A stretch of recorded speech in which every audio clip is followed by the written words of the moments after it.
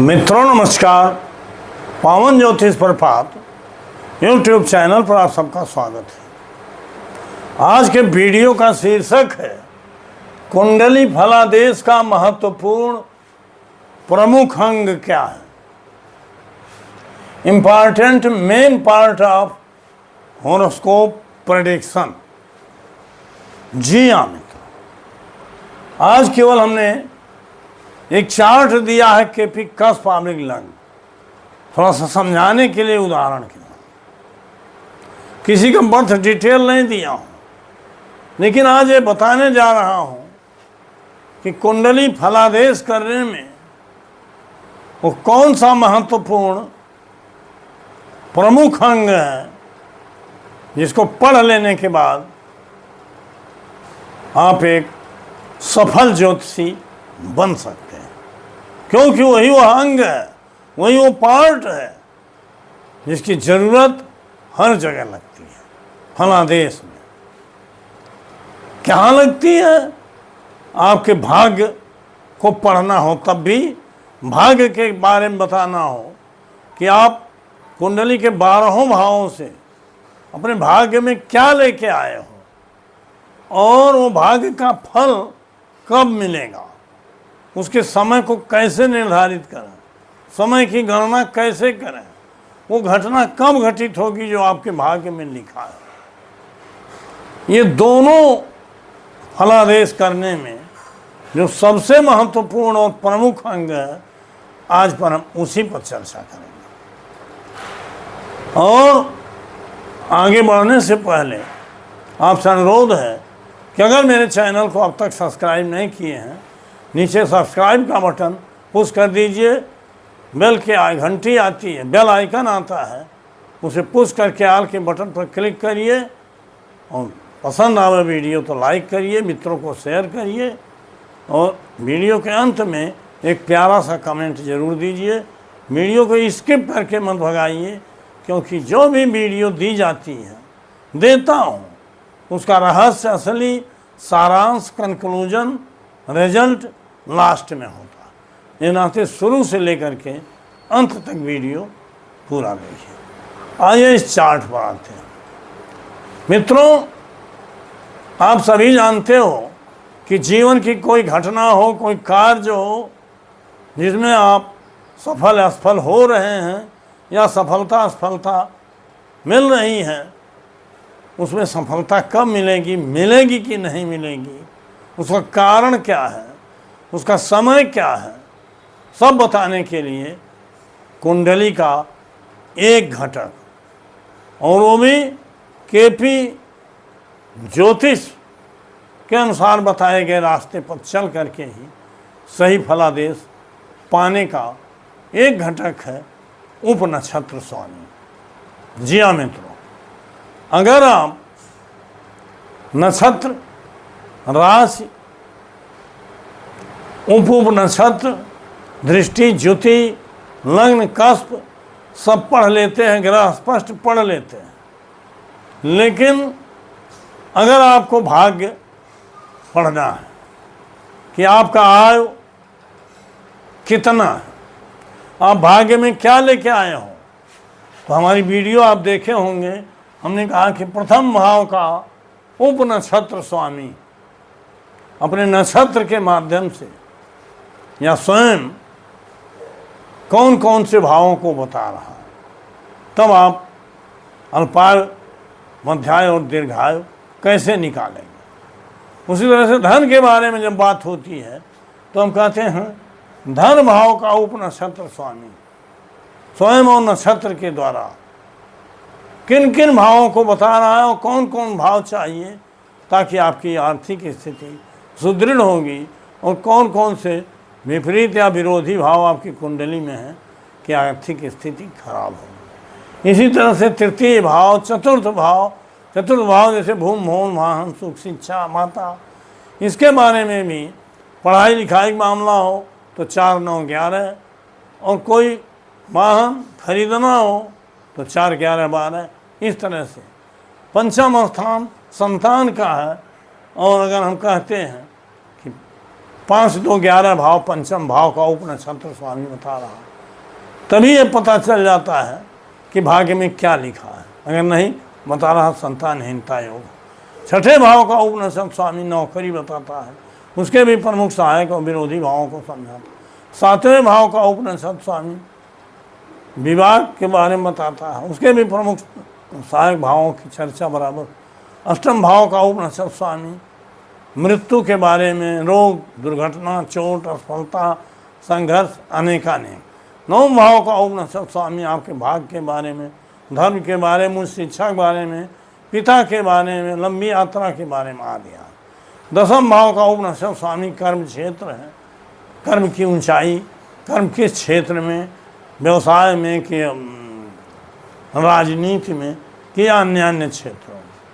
11 भाव का उपनिषद स्वामी बड़े भाई तो होता है, चाचा भी होता है, चारों तरफ से लाभ देने वाला होता है, उसकी क्या कंडीशन है, उसके भी प्रमुख सहायक भाव हैं।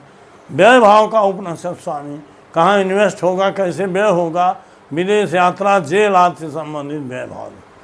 तो इस तरह से मित्रों 12 भाव का फल उपनिषद स्वामी के द्वारा मिलता है, और जो ये बताता है कि आप अपने पूर्व जन्मकृत कर्मों के फल के अनुसार भाग्य में क्या भोग रहे हो या क्या भोगे हो, या भाग्य में क्या लेके आए हो और जो लेके आए हो ये फल भोगना ही, ये पूर्व नियोजित है। लेकिन ये सफलता, असफलता, विफलता, सुख, समृद्धि, विजय, आरोग्य, ऐश्वर्य, दुख, दारिद्र्य, गरीबी, ये कब मिलेंगे, इसके लिए हम ग्रह को देखते हैं, ग्रह के दशा अंतर दशा को देखते हैं, उसके प्रत्यंतर को देखते हैं, उसके गोचर को देखते हैं।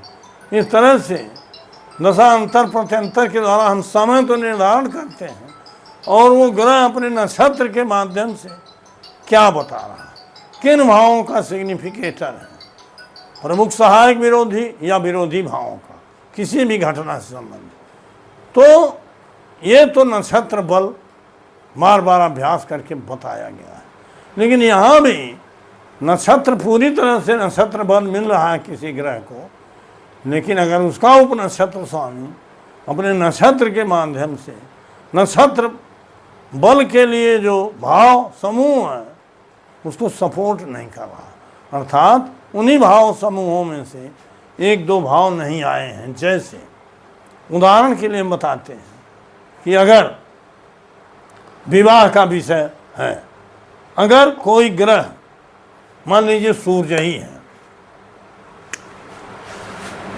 सूर्य है, विवाह का समय चल रहा है, सूर्य में कोई भी भाव आया है, 1, 4, 5 कुछ भी आया है, लेकिन उसका नक्षत्रेश मान लीजिए बृहस्पति है, बृहस्पति में 2, 7, 11 तीनों भाव, इसका मतलब नक्षत्रेश जो है विवाह को प्रामिस कर रहा है, सपोर्ट कर रहा है। लेकिन ये सूर्य की दशा में, सूर्य के अंतर और प्रत्यंतर में विवाह होगा कि नहीं, ये तभी क्लियर होगा जब उपनक्षत्र स्वामी में से 2, 7, 11 भाव आए हों, कोई भाव आया हो। जैसे उपनक्षत्र स्वामी मान लो मंगल है, और इस मंगल में 2 या 7 या 11 कोई भी भाव आया हो, लेकिन आया हो, और अन्य जो भी भाव आए हों, तो विवाह सूर्य की दशा अंतर और प्रत्यंतर में होगा। लेकिन अगर यही उपनिषद स्वामी 2, 7, 11 नहीं बता रहा,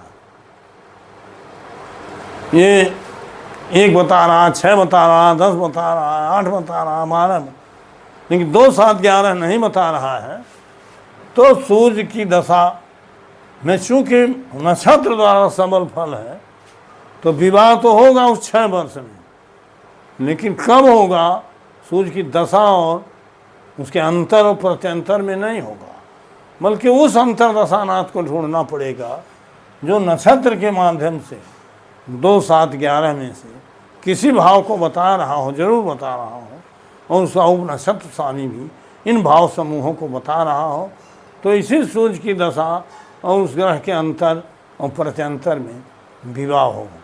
इसी तरह से विवाह है, नौकरी है, व्यापार है, शिक्षा है, संतान है, जीवन के अन्य क्षेत्र जो 12 भाव से देखे जाए, इनमें सफलता असफलता जो भी फल मिलता है वो यद्यपि स्वयं और नक्षत्र के द्वारा मिलता है, लेकिन उप नक्षत्र स्वामी का सपोर्ट जरूरी है। और यह भी सत्य है कि अगर भाव कुंडली में कस्पल सिग्निफिकेटर में किसी भाव का उप नक्षत्र स्वामी अगर वांछित भाव का, वांछित कार्य का, जो आपका स्वास्थ्य है, धन है, संतान है, शिक्षा है, विवाह है आदि आदि, इन भाव समूहों का अगर सिग्निफिकेटर नहीं है स्वयं और नक्षत्र के द्वारा, तो इसका मतलब भाग्य में वो कार्य नहीं होना लिखा है। अगर पंचम भाव का उप नक्षत्र स्वामी 2, 5, 11 नहीं बता रहा है, तो लाख कोई ग्रह अपनी दशा अंतर दशा में कितना भी 2, 5, 11 बतावे, उसका उप नक्षत्र भी बतावे, तब भी संतान सुख नहीं मिलेगा, संतान नहीं पैदा होगा। तो इस तरह से भाग्य में होने के लिए भी उप नक्षत्र स्वामी का परामर्श देखा जाता है, और कालखंड में भी अगर उस ग्रह का उप नक्षत्र स्वामी उन भाव समूहों में से किसी भाव का परामर्श कर रहा है, तभी उस समय वो कार्य सिद्ध होता है। तो इससे यह स्पष्ट हो गया कि एक प्रमुख महत्वपूर्ण अंग है वह उप नक्षत्र स्वामी है, जो नक्षत्र से भी ज़्यादा बलवान, यद्यपि नक्षत्र का ही अंग है उप नक्षत्र, इसलिए अंग शब्द आने लगा, राशि का अंग है, लेकिन उप नक्षत्र पर ही निर्भर है भाग्य और समय दोनों का फल। और क्योंकि उप नक्षत्र मेनली भाग्य बताता है, और ग्रहों का भी उप नक्षत्र उस परामर्श जब करता है तभी ग्रह सक्षम होते हैं अपने कालखंड में उस कार्य को करने में। ये नाते अगर आप उप नक्षत्र के महत्व को और इसकी समझ गए और इसको अध्ययन कर लिए, पढ़ लिए बढ़िया से, तो फिर आपको सफल ज्योतिषी बनने से कोई नहीं रोक सकता।